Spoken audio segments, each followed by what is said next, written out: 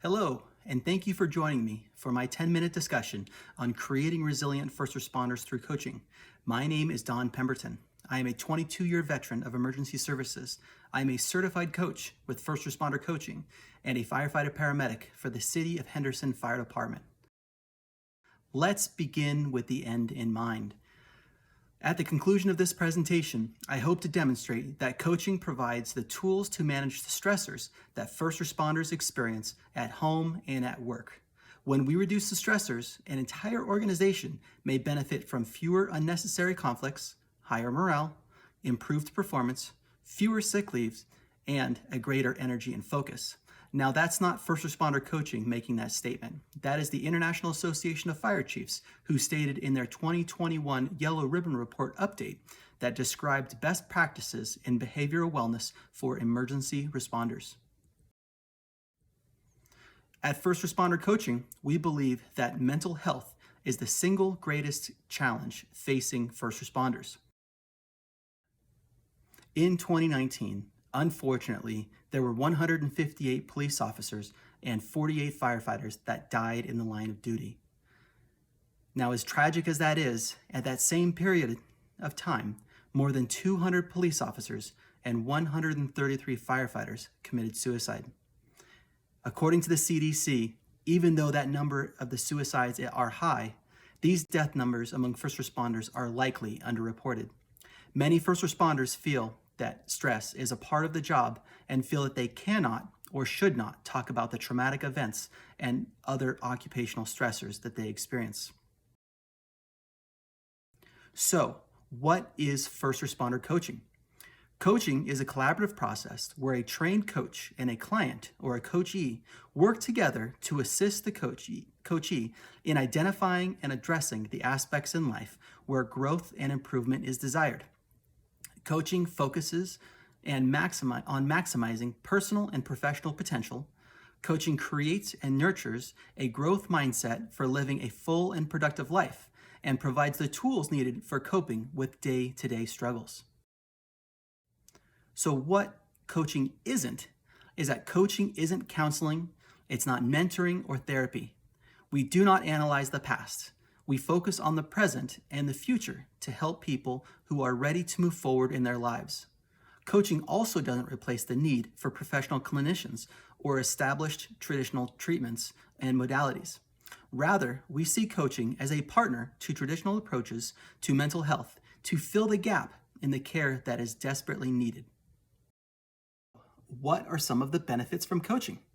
Coaching can help open vital lines of communication, which can result in building stronger connections and creating balance at home and at work. Regular coaching sessions can assist you in becoming your best self and, over time, create the life that you have always wanted. So, what happens at a coaching session? In the coaching session, you, the client, are in charge of the meeting. You bring whatever you want to have addressed, or bring nothing at all. We're prepared. Consistently meeting every week brings about the greatest lasting change in your life. We are often asked, do we only coach first responders? And the answer is no. We are trained to coach anyone on anything, but we specialize in the unique challenges facing first responders. As first responders, we are all familiar with the premise of a smoke detector. Smoke detectors are strategically positioned in our homes, waiting for signs of danger. Frequently, when a smoke detector is activated, it is as a result of invisible products of combustion, giving an early warning to the occupants of the developing danger, allowing for early intervention to prevent a fire from growing. Sprinkler systems are also vital to our safety, but it can take very high temperatures and a lot of fire to activate a sprinkler head. Frequently, by the time the sprinkler head is activated, significant damage has already occurred. At First Responder Coaching, we like to think of ourselves as the early warning smoke detectors of the mental health world. We assist our clients in recognizing the presence of danger, even if it's invisible to those around them. The awareness that is provided can be a proactive and early intervention that can address things that could become fully involved if allowed to grow unchecked. At FRC, we believe that the proactive early intervention strategies of managing mental health challenges are the best way to create resilience in first responders. Unfortunately, if a member of an agency requires involuntary admission to mental health facilities, the likelihood of a quick return to full active duty as a first responder is very low. Does your department have smoke detectors or sprinklers to manage the emotional dangers of emergency services? Some of the examples of smoke detectors could be mentoring, guidance from supervisors, a peer coaching program, or professional coaching. Some of the examples of sprinkler systems include personal clinician practitioners, city and department physicians, employee assistance programs or EAPs, emergency room activation, and non-voluntary inpatient psychiatric services. What are the differences between a critical incident stress debriefing or a critical incident stress team and a coaching team? CISD typically only occurs after a traumatic event and that are specific to the job. Your attendance is required. It is commonly in a group setting. It is rare to have follow-up, and the training requirements are minimal. Typically, only a few days of training are provided. Coaching, on the other hand, is done at the time of your choosing. It's not as a result of an acute stressor. It's private, confidential, and one-on-one, and you can get coached on anything for any reason, whether it's something at home or at work. And training is extensive and requires several months, if not years, to become certified and proficient. First responders have been called industrial athletes. As an athlete, having a coach is completely normal.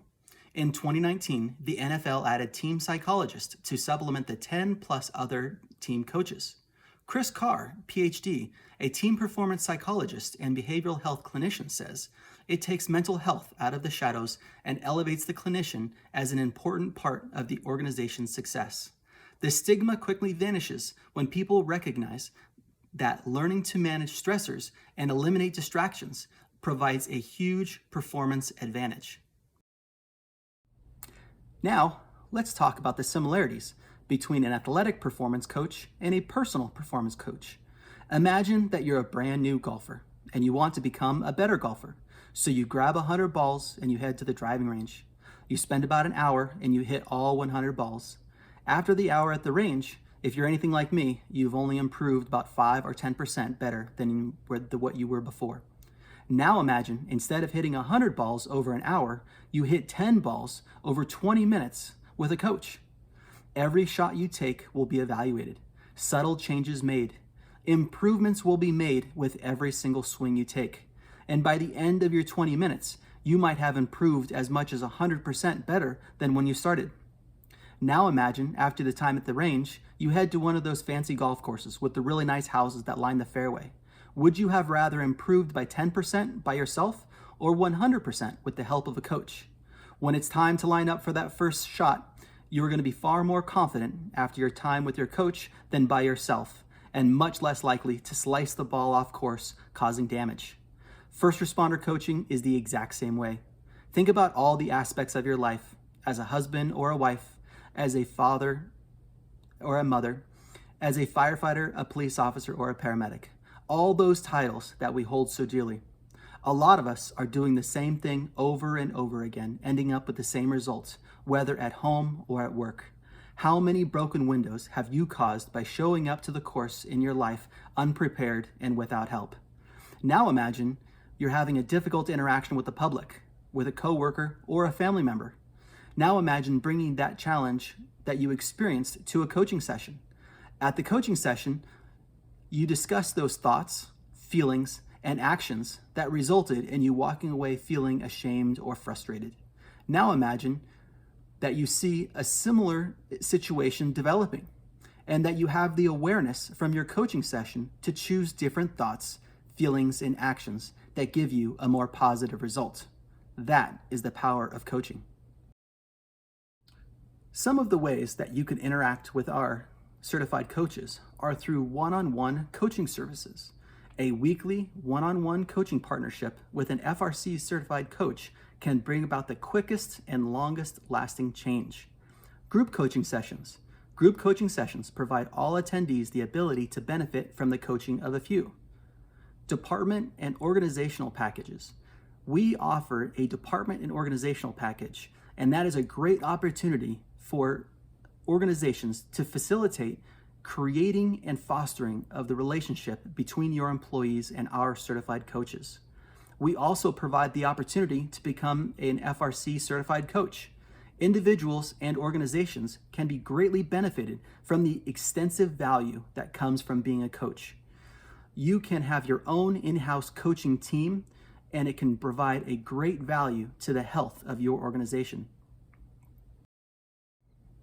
In conclusion, hopefully I've demonstrated how coaching can help first responders manage the stressors that we experience at home and at work, what coaching is, what it isn't, and how it can benefit you, and how coaching can be used as an early warning system, and how athletic coach and a personal coach can be similar.